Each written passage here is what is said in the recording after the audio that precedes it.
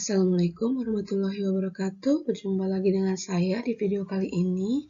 Saya akan mengajak teman-teman semua untuk belajar mengenai hereditas pada manusia. Nah, untuk hereditas pada manusia ini, kita akan mempelajari penyakit-penyakit atau hal-hal yang berhubungan dengan hereditas manusia. Kita pertama belajar dulu penyakit yang ada hubungannya dengan manusia. Ini kita bagi dua. Yang pertama adalah penyakit autosomal. Penyakit autosomal ini adalah penyakit yang gennya itu terdapat pada kromosom autosom. Ada juga penyakit gonosomal.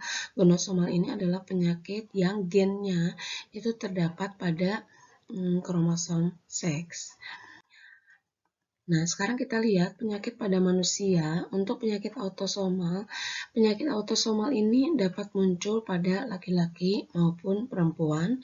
Dan seperti saya sudah katakan tadi bahwa gennya itu terdapat pada kromosom autosomnya kalau pada manusia yaitu dari 1 sampai nomor 22.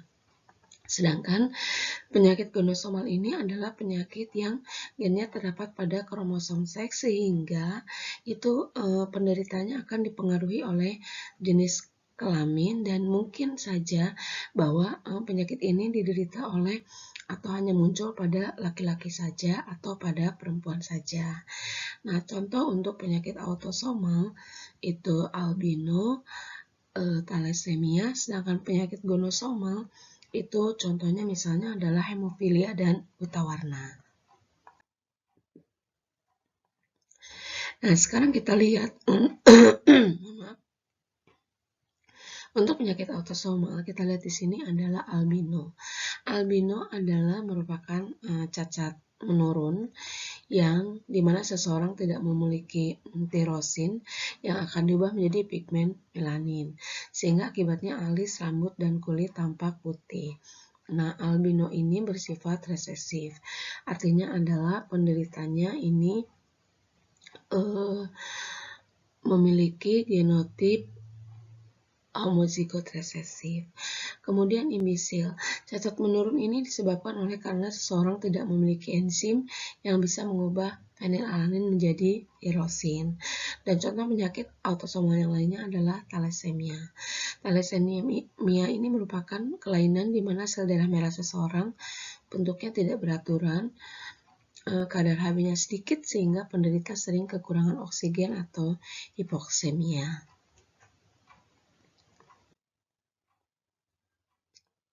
Kemudian berikutnya yang ada hubungannya lagi dengan hereditas pada manusia adalah golongan darah. Ya, golongan darah pada manusia ini terbagi menjadi golongan darah A, B, AB, dan O. Kemudian untuk golongan darah A itu genotipnya IAIA, ini yang homozigot, atau IAIO, ini heterozigot. Sedangkan untuk golongan darah B ini ada homozigotnya IBIB dan heterozigotnya IBIO. Sedangkan golongan darah AB hanya memiliki satu macam genotip saja yaitu IAIB, dan untuk golongan darah O hanya memiliki satu genotip saja yaitu IOIO. Kemudian berikutnya untuk penyakit gonosomal. Untuk penyakit gonosomal ini yang paling terkenal saya ambilkan misalnya hemofilia. Hemofilia ini adalah merupakan suatu kelainan di mana darah seseorang sulit untuk membeku. Nah, karena penyakit ini adalah penyakit gonosomal, sehingga yang terkait dengan kromosom X, sehingga dalam penulisan untuk genotipnya itu kita harus menyertakan X dan Y-nya seperti yang tampak di sini. Misalnya XH besar ini adalah wanita normal. Kemudian XH besar, XH kecil ini adalah wanita carrier atau wanita pembawa. Kemudian XH kecil adalah wanita hemofilia, XH besar Y adalah pria normal, dan XH kecil Y ini adalah pria hemofilia. Kemudian untuk penyakit gonosomal lainnya yang terkenal juga yaitu buta warna.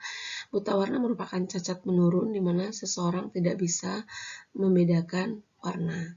Buta warna juga terkait dengan kromosom X sehingga kita juga menulisnya harus seperti ini, yaitu untuk wanita normal itu XB besar XB besar, untuk wanita carrier XB besar XB kecil, untuk wanita buta warna XB kecil XB kecil, untuk wanita pria normal XB besar Y, dan untuk pria buta warna XB kecil Y. Sekarang mari kita melihat contoh soalnya untuk penyakit yang terkait dengan autosomal. Ya, misalnya adalah fenilketouria. Di sini ada soalnya seorang pria adalah penderita fenilketouria yang menikah dengan seorang wanita yang bergenotip sebagai pembawa. Fenilketouria ini bersifat resesif, artinya adalah orang yang menderita fenilketouria itu memiliki gen resesif, misalnya P kecil, P kecil. Maka kemungkinan keturunan yang menderita PKU atau fenilketouria adalah, jawabannya adalah seperti ini. Prianya adalah penderita, maka dia P kecil karena PKU bersifat resesif. Sedangkan wanita pembawa dia normal tapi membawa gen PKU sehingga P besar P kecil. Nah, gamet untuk P kecil hanya 1 P kecil, sedangkan gamet untuk P besar dan P kecil ada 2 P besar dan P kecil. Saat kita silangkan hasilnya seperti ini, yaitu ada P besar P kecil untuk normal dan ada P kecil untuk penderita PKU. Jadi kemungkinan pasangan ini akan memiliki anak yang menderita PKU adalah 50%. Baik, kita lihat untuk soal contoh soal berikutnya. Di sini ada soal seorang laki-laki bergolongan darah A menikah dengan wanita bergolongan darah B. Nah, anak-anaknya bergolongan darah A, B, dan O. Bagaimana genotip kedua orang tuanya? Jawabannya adalah seperti biasanya kita biasakan dulu untuk menulis orang tuanya. Di sini orang tuanya adalah golongan darahnya A, kemudian menikah dengan seseorang yang bergolongan darah B. Nah, kita tulis dulu genotip yang memungkinkan. Nah, yang dicari di sini adalah genotip dari orang tuanya yang ini, jadi IA dan I tidak tahu, artinya adalah bisa IA-IA atau bisa IA-IO. Kemudian untuk yang bergolongan darah B juga sama, itu IB dan I tidak tahu. Jadi IB-nya bisa IB-IB atau IB-IO. Nah, kuncinya untuk mengerjakan soal ini adalah yaitu anaknya. Di sini ada anaknya yang bergolongan darah O ya. Golongan darah O itu genotipnya adalah IO-IO. Nah, IO-IO ini sudah pasti satu dari orang tua laki-laki dan satu dari orang tua perempuan atau satu dari ayah dan satu dari ibu. Jadi di sini kemungkinannya adalah golongan darah untuk ayah adalah IA, IO, kemudian golongan darah untuk ibu adalah IO-IO. Sehingga IB-IO sehingga menghasilkan anak yang bergolongan darah O yaitu IO-IO. Baik, kita lanjutkan dengan contoh soal yang berikutnya. Contoh soal yang berikutnya yaitu di sini ada seorang laki-laki normal menikahi wanita normal yang ayahnya hemofilia. Kemungkinan anak laki-laki yang hemofilia adalah berapa persen? Nah, untuk menjawab soal ini, kita lihat di sini adalah laki-laki normal memiliki genotip XH besar Y, sedangkan wanita yang normal yang ayahnya hemofilia, di sini sudah jelas dia memiliki genotip XH besar XH kecil.